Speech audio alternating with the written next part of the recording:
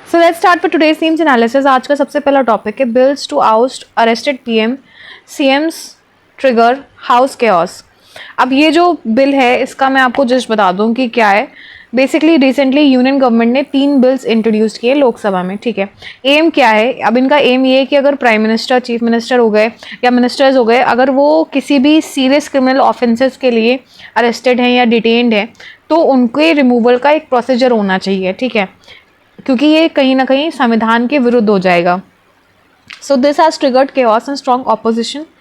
तो बेसिकली ये 138th amendment bill है ऑफ 2025, जो कि फोकस करता है on more moral standards in politics, provides for removal of PM CMs ministers if arrested in serious crimes.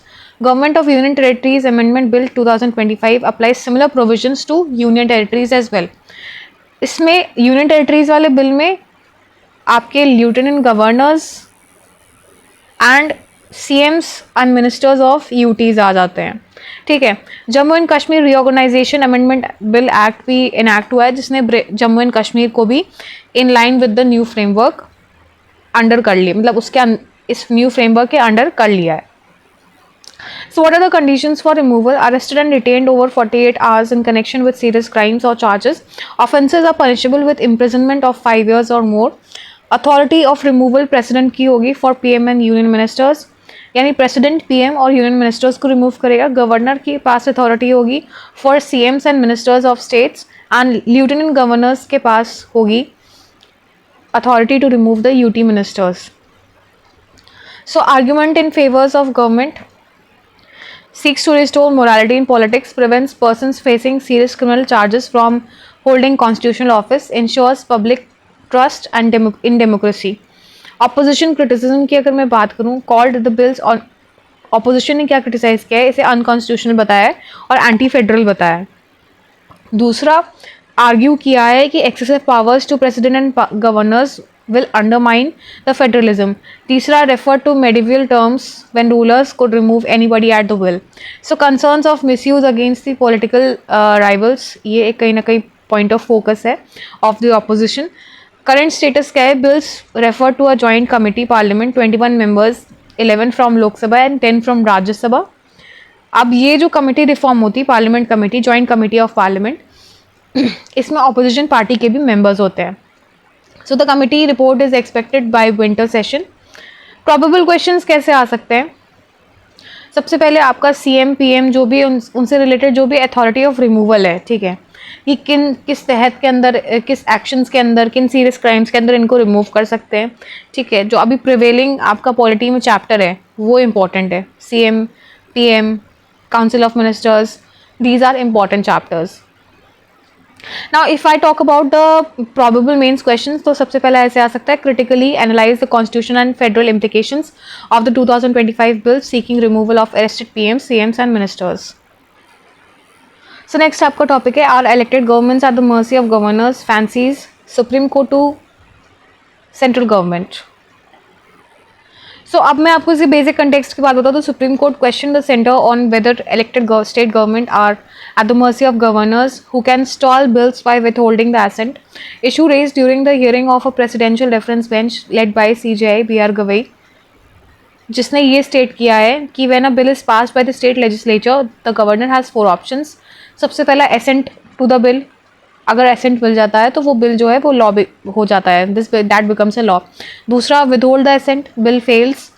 तीसरा return the bill if not a money bill for reconsideration, if passed again governor is bound to give the assent. So fourth क्या है option, क्या governor के पास रहता है, reserve the bill for president's consideration. So current issue क्या है, solicitor general Tushar Mehta has argued that a bill lapses if the governor विदहोल्ड्स the assent. Supreme Court ने क्वेश्चन किया है this interpretation, observing that it would make elected governments subservient to governors whims. Concerns क्या हैं, this में undermine the federalism and democratic mandate. So if we talk about the importance of the case, addresses center-state relations and governors' discretionary powers, clarifies whether governors can indefinitely delay or reject bills without valid reasons. तीसरा, affects functioning of the state legislatures and the principle of responsible government. अब मैं UPSC के basis में इसका probable questions बताऊं तो यहाँ पर आर्टिकल 200 जो है ये इंपॉर्टेंट है with respect to UPSC prelims. Mains के एस्पेक्ट में मैं आपको बता देती हूँ। ये सबसे पहला क्वेश्चन ऐसा आ सकता है, the role of governor in the state legislature has often been controversial, discuss in the light of supreme court's recent observations on article 200। So इसको इनडायरेक्टली रिलेट करके पूछ सकते हैं।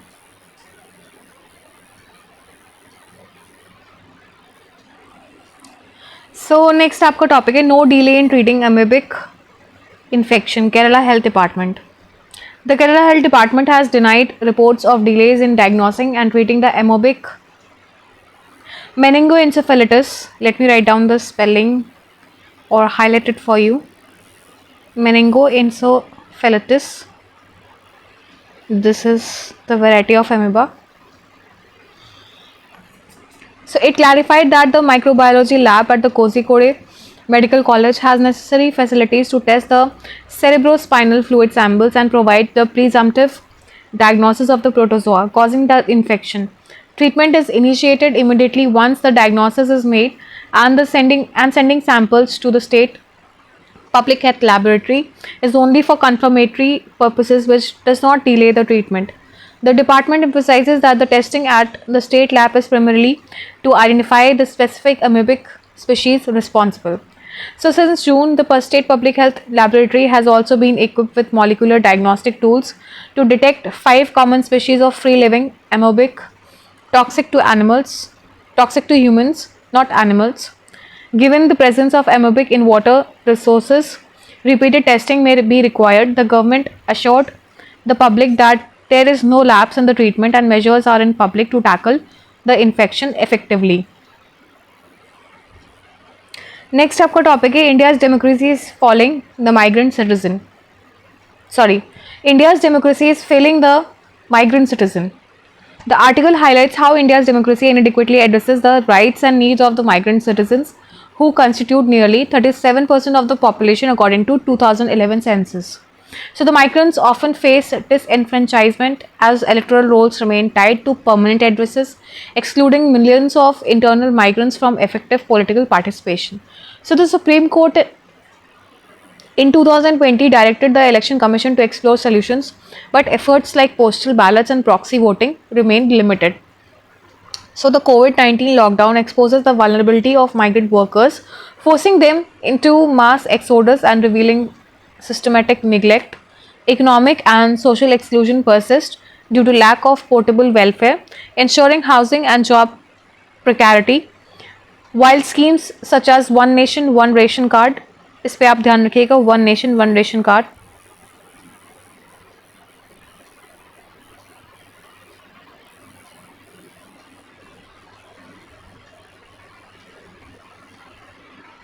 Attempt to reform, gaps remain in ensuring inclusive governance.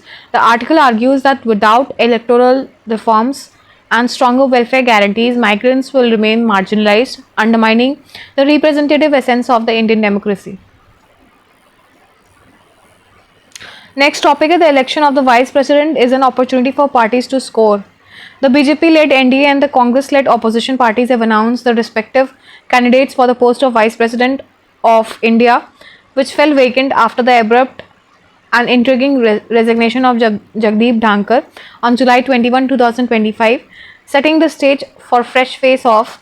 The numbers are foretold and there is no surprise in the store about the outcome. However, this is a significant ideological battle and both sides see it as such. The NDA's candidate CP Radhakrishnan is a veteran RSS activist from Tamil Nadu who has served as a 2-term member of parliament. अब यहाँ पर जो important है that is election of vice president only. ये बाकी की जो story है this is not important. Election of vice president. इस पे आप ध्यान दीजिएगा, वाइस प्रेसिडेंट का पूरा चैप्टर आप पढ़ लीजिएगा about the functions, limitations, role as an ex officio chairman of Rajya Sabha, ये सब आपको मालूम होना चाहिए।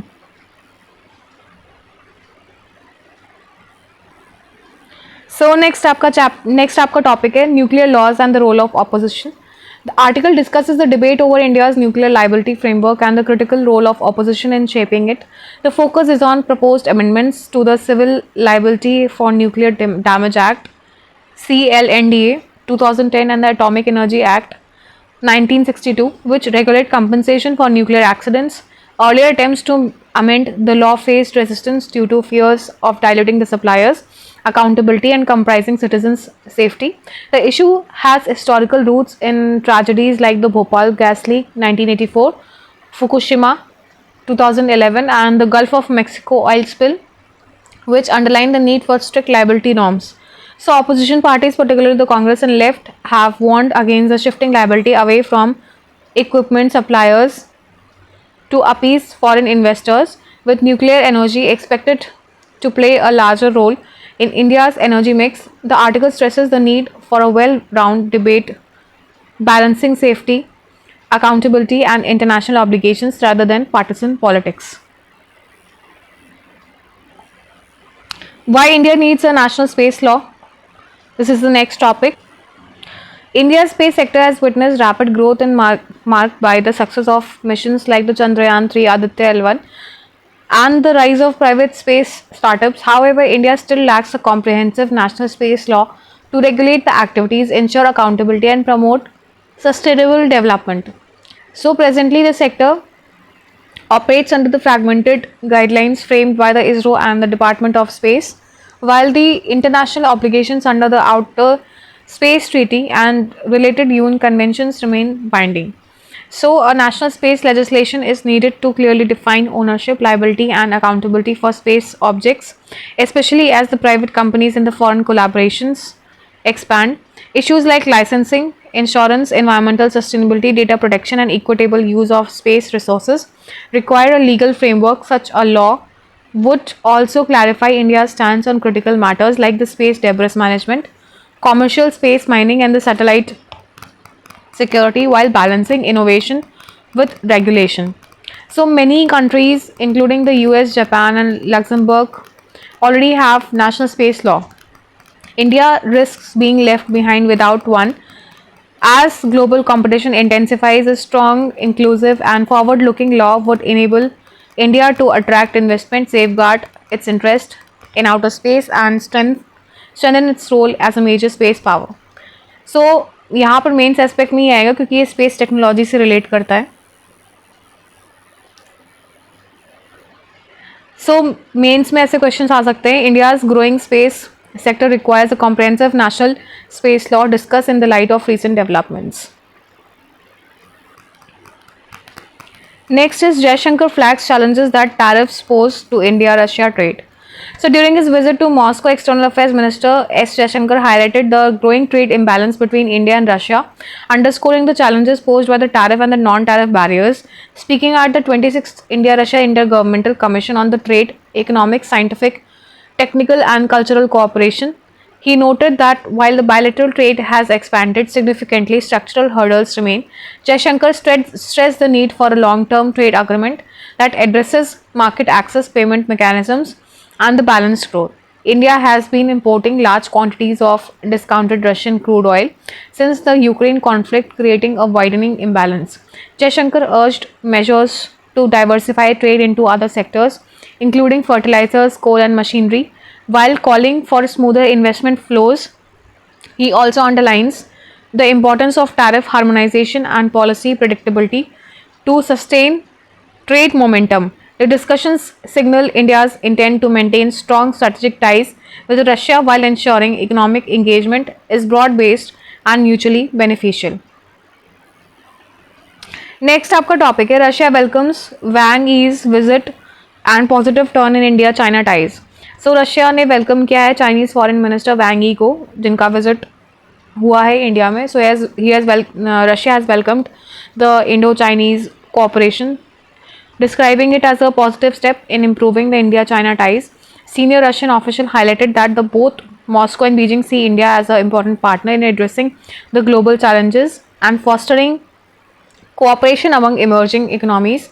The visit comes amid recent high-level engagements, including India's participation in BRICS and Shanghai Cooperation Organization, where Russia and China view India as a vital stakeholder in shaping multipolar global governance. So, Russian officials expressed optimism and better India-China relations that would strengthen cooperation within the global south, especially in non-Western platforms. They underline the importance of dialogue and conflict resolution in stabilizing regional dynamics, particularly after the years of tensions between India and China. By supporting India-China reapproachment, Russia seeks to consolidate its role as a strategic bridge among major Asian powers while reinforcing collective resistance to Western sanctions and unilateral moves. So, this is the last topic of the day. A bistable gene in a deadly bacterium offers a clue on how to overcome it. So, इसका जो context है that is on इसकी मैं बात कर लेती हूँ, that is based on the Pseudomonas aeruginosa, which is a deadly opportunistic bacterium that often infects burns victims, patients with urinary catheters, individuals with promised immunity. So, highly resistance to antibiotic, major challenge in hospital. Researchers studying genetic mechanism behind its virulence.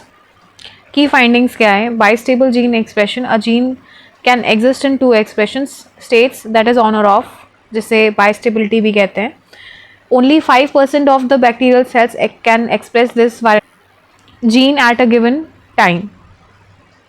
So this allows bacteria to hedge bets. Some survive hostile conditions like the antibiotics. Role in antibiotic resistance. Gene studied HMGA, homogentisate dioxygenase. Variability in its expression makes it pathogenic, highly adaptable. Low expression, accumulation of a toxic byproduct aiding survival under the stress. Research insights क्या हैं? इन लोगों ने around 3+ strains के expressions को track किया है. Variability in HMGA levels link to pathogens survival in the hospital infections suggest targeting this variability could prevent chronic infections. Importance क्या है? This offers clue to designing new in treatments.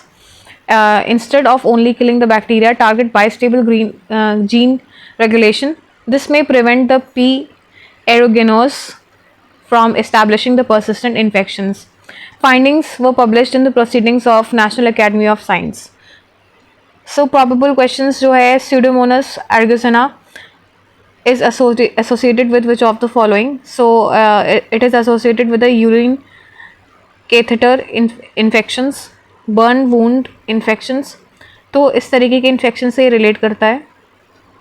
ये prelims based आ सकता है. दूसरा आपका mains में पूछ सकते हैं. Antibiotic resistance is not only a medical challenge but also a genetic and evolutionary strategy of microbes. Discuss in the context of Pseudomonas aeruginosa research. इस तरीके से इनडायरेक्टली आपसे पूछ सकते हैं. ये बेसिस है इसका. So that's all for the day. Here I end my analysis. Thank you and have a nice day. I request you to like, subscribe and share my channel.